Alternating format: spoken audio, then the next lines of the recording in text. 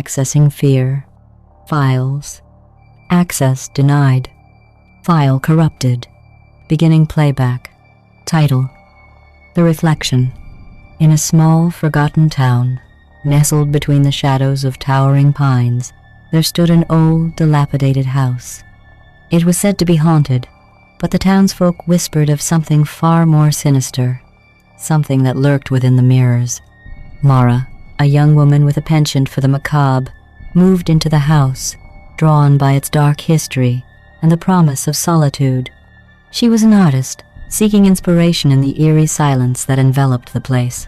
The first night, she set up her easel in front of a large, ornate mirror that hung crookedly on the wall. Its surface was tarnished, reflecting not just her image but a distorted version of her reality. As she painted, she felt a strange pull towards the mirror.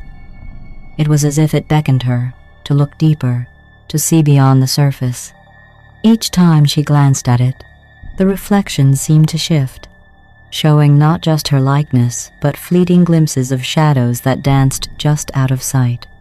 She dismissed it as her imagination, a trick of the light, but the feeling of being watched grew stronger. Days turned into weeks, and Mara became increasingly obsessed with the mirror. She spent hours staring into it, losing track of time as the world outside faded away. The shadows in the reflection began to take shape, whispering secrets that only she could hear. They spoke of her fears, her insecurities, and the darkness that lay within her. One evening, as a storm raged outside, Mara noticed something peculiar. The reflection of her room was not quite right. The colors were muted, the shadows elongated, and the air felt thick with dread. She leaned closer, her breath fogging the glass, and for the first time, she saw a figure standing behind her, its face obscured, but its eyes glimmered with a knowing malice. Panic surged through her, and she turned quickly, but there was nothing there. Just the empty room, the howling wind, and the relentless rain. Yet, when she looked back at the mirror, the figure remained, now closer, its mouth moving as if trying to speak. Mara's heart raced. She tried to convince herself it was a figment of her imagination, a trick of the mind. But the figure grew bolder, its presence suffocating. It began to mimic her movements, a grotesque parody of her every gesture. When she laughed, it grinned. When she cried, it wept.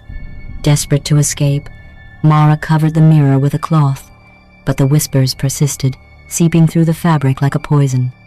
They taunted her, revealing her deepest fears, her loneliness, her failures, the darkness she had tried to bury.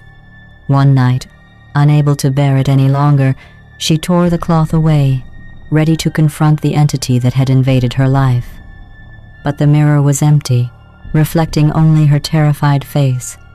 Relief washed over her, but it was short-lived. As she turned to leave, she caught a glimpse of herself in the corner of her eye.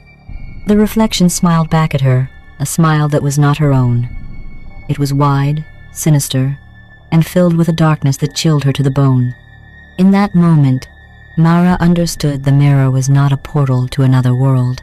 It was a reflection of her own mind, a manifestation of her fears and regrets. She stumbled back, horrified, as the figure stepped out of the mirror, merging with her own shadow. It whispered, "You cannot escape me." From that day on, Mara was never seen again. The townsfolk spoke of her disappearance, but the house remained, its mirrors reflecting the darkness that lurked within. And on stormy nights, if one dared to look closely, they might see a figure standing behind the glass, forever trapped in a cycle of fear and despair.